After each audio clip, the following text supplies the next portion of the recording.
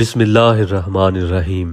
زیادہ تر عام پڑھے لکھے لوگ انسانی دل اور قلب میں لفظی فرق ہی جانتے ہیں، جبکہ علم ظاہر رکھنے والے علماء یا اسکالرز دل اور قلب کا لغوی و اصطلاحی معنی سے حاصل فرق یہ نکالتے ہیں کہ انسانی دل دل ہے اور قلب دل کا وسط ہے، یعنی باطنی حصہ۔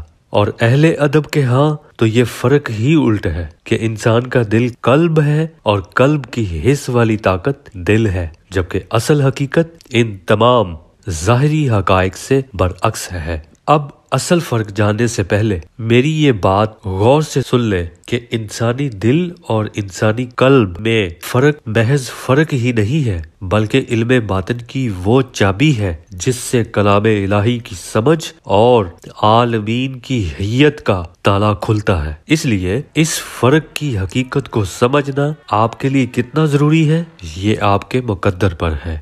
ابھی وضاحت جاری ہے، اسے توجہ سے سمجھیں، اور اگر آپ بڑے دل والے ہیں تو اس آگہی ٹی وی کو سبسکرائب کر لیں، اس سے آپ کو فائدہ ضرور ہوگا انشاءاللہ۔ انسان قرآن پاک کا عنوان ہے اور کلام الہی میں انسانوں کے دل کو کان اور آنکھ سے زیادہ اہمیت دی گئی ہے۔ کیوں دی گئی ہے؟ اس کی ایک وجہ ہے جو میں آگے چل کر بیان کرتا ہوں۔ قرآن میں سینے کو صدر، آنکھوں کو ابصار اور کانوں کو سمع اور نفس کو نفس کہا گیا ہے، لیکن جہاں جہاں دل کا ذکر آیا وہاں قرآن نے دو مختلف لفظوں کے ساتھ انسانی دل کی پہچان بیان کی ہے۔ انسانی دل کو بعض آیات میں فؤاد اور بیشتر آیات میں قلب کہا گیا ہے۔ اب فؤاد اور قلب میں فرق سمجھنا ہی دراصل حقیقت سمجھنا ہے۔ آپ جانتے ہیں کہ انسان کا جسم گوشت، ہڈیوں اور خون کا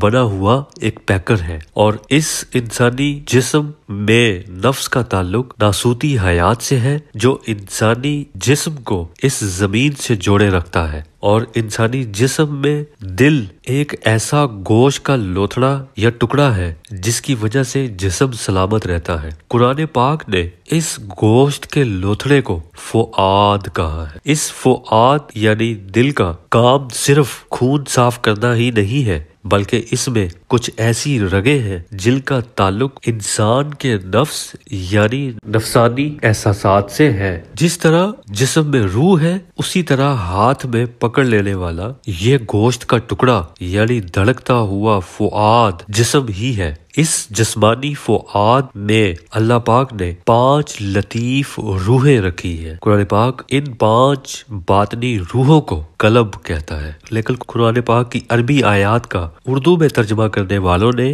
اور مفسرین نے فؤاد اور قلب کا ترجمہ دل ہی کیا اور لکھا ہے، اور اس طرح قرآن پاک کو اردو سے سمجھنے والوں نے فؤاد اور قلب میں کوئی فرق نہ سمجھا، یہاں تک کہ کہیں اگر انسان کے نفس کا ذکر آیا تو اسے بھی دل لکھا پڑھا اور سمجھا گیا۔ دلیل کے طور پر یہ ایک آیت ہی دیکھ لیں۔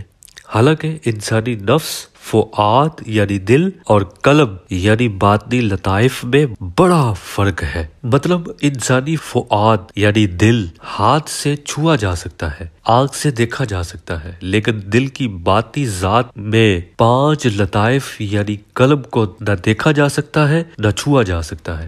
اب اس واضح فرق کی حقیقت اور مقصد بھی جان لیں۔ جب اللہ پاک کسی آیت میں قلب کا ذکر فرماتا ہے تو ان لطائف سے مخاطب ہوتا ہے جن کا تعلق نظام غیب سے ہے، اور جب فؤاد کا ذکر کرتا ہے تو اس جسمانی دل سے یعنی نفسانی احساسات رکھنے والی اس دنیاوی نعمت سے مخاطب ہوتا ہے۔ مثال کے طور پر واقعہ معراج کو لے کر امت میں اختلاف ہوا، اب بھی ہے، لیکن سورۃ النجم کی اس آیت میں ارشاد باری تعالیٰ ہے کہ آپ صلی اللہ علیہ وآلہ وسلم کے دل نے جھوٹ نہیں کہا، جو دیکھا سچ فرمایا ہے۔ اس آیت میں لفظ فؤاد لکھ کر اللہ پاک نے اہل علم اور صاحبان عقل کو اشارہ دیا ہے کہ آپ صلی اللہ علیہ وسلم کو جسمانی معراج ہوئی۔ اگر یہاں لفظ قلب آتا تو معراج باطنی لطائف سے ہوتی، یعنی روحانی ہوتی۔ اب آئے قلب میں موجود باطنی لطائف کی طرف۔ یہ ایک تفصیلی موضوع ہے، اس پر ایک الگ ویڈیو بناؤں گا انشاءاللہ، لیکن یہاں آپ صرف تعارف سمجھ لیں۔ ایک حدیث قدسی کے مطابق ہر انسان کے دل میں 5 قلبی لطائف ہیں۔ ایک لطیفہ قلب، لطیفہ روح، لطیفہ اخفا، لطیفہ سری اور لطیفہ خفی۔ یہ سماوی روح کی طرح غیر مرئی اور لطیف یعنی پاک، نرم، گداز ہوتے ہیں۔ ان کا تعلق فطرت الہی سے ہے جو اس آیت کے مطابق اللہ پاک نے ہر انسان کو دے کر بھیجی ہے۔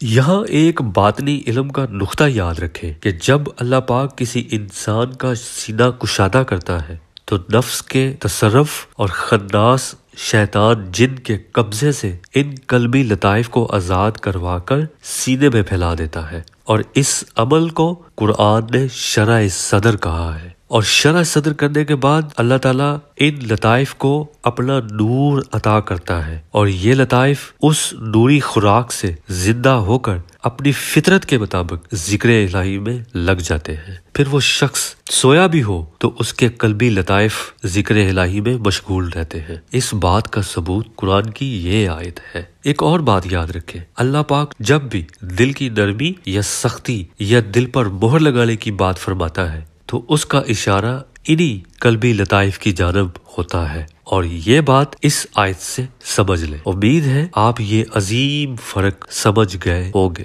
آگہی ٹی وی کے ویڈیوز کو لائک کریں، کمنٹس کریں، شیئر کریں۔ شکریہ۔